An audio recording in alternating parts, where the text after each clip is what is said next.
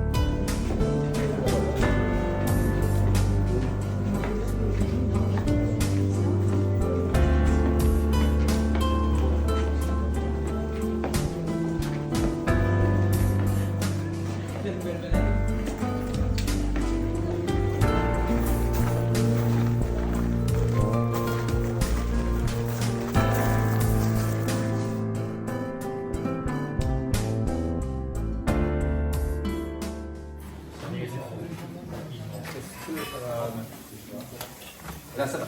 Ouais, ça fonctionne bien, vous entendez bien. Je vais rapidement parcourir quelques textes qui sont issus de ce que je vous ai noté tout à l'heure. Le philosophe n'est pas un sage. C'est important d'avoir ça en tête. Il va vers la sagesse, le philosophe, mais il n'est pas un sage. La différence entre le sage et l'homme du commun, l'homme de tous les jours, eh bien, c'est qu'il connaît la voie vers la sagesse. Il sait que ces textes sont à lire, il sait que ces dogmes sont importants. Et donc, il n'est pas idéal. Le philosophe faute en permanence. Il fait des fautes en permanence, des erreurs en permanence. Mais au moins, il sait que même s'il a fauté, même s'il fait des erreurs, où se trouve la vérité, le chemin de la vérité. Évidemment, l'objectif, c'est d'arriver vers la sagesse. Et donc, l'élément de conversion est ce début. Je pourrais parler en détail de la notion de bivium, c'est-à-dire ce qu'on appelle le choix de vie, mais c'est un petit peu long, le choix de vie de basculer vers la philosophie ou de ne pas basculer vers la philosophie. Je m'arrête donc sur l'Antiquité, qui était le propos du jour. Gardez simplement en conclusion que ça ne s'arrête pas dans l'Antiquité. Il y a à ce moment, au moment des pères de l'Église, notamment dans le christianisme, une reprise, une confiscation, de manière claire, de ce qui est opéré des exercices spirituels antiques, pour autre chose, globalement. C'est vrai pour les chrétiens, mais pas simplement. Il y a une reprise du mode de vie philosophique avec un ajout qui est l'ajout du Christ, l'ajout du salut, l'ajout de la résurrection, par exemple. Mais ils vont reprendre l'ensemble. Il est très compliqué de pouvoir avoir une continuité des exercices spirituels post-christianisme. Le travail a été accompli pour ça, et moi, mon travail en détail, mon travail de thèse, j'enseigne cette partie-là, mais mon travail de thèse a consisté justement à travailler à partir globalement de la fin du 19e, fin du 20e, et regarder comment ces exercices spirituels existent toujours. La philosophie n'est pas élitiste. Elle est élitiste dans le sens où ce qu'il va falloir faire maintenant, c'est effectivement de travailler, de faire l'effort. Et seul un petit nombre est capable de le faire. Si, j'espère en tout cas, vous avez compris l'ensemble de ce que je vous ai raconté, ce n'est pas très compliqué, tout ce que je vous ai raconté, on n'a fait qu'une partie qui est la théoria.